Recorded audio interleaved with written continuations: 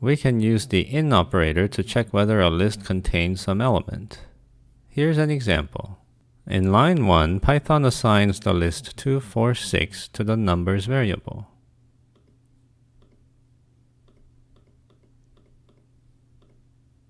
In line 2, Python checks whether 6 is in numbers.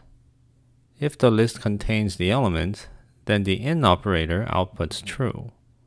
If the list does not contain the element, the in operator outputs false. Python first converts the operation to the contains function call and pushes the call into the expression stack. Python next evaluates the function call arguments numbers and 6.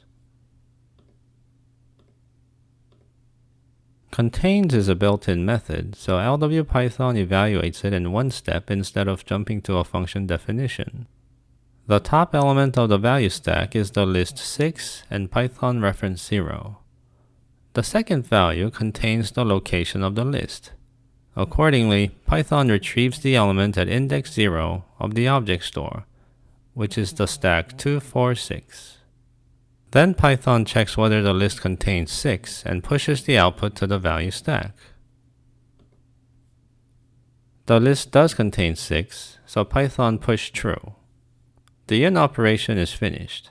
Python then assigns this value to the variable isInside. Next, let's take a look at the in operation properties. Property 1. The statement lm in elements is equal to the function call contains with elements and lm. Property 2. If at time t the expression stack contains an empty stack followed by the contains function call, and the value stack contains val and Python reference idx, and the object store is os, and the element at index idx of stack os is values, then at time t plus 1, the empty stack and the function call are popped from the expression stack.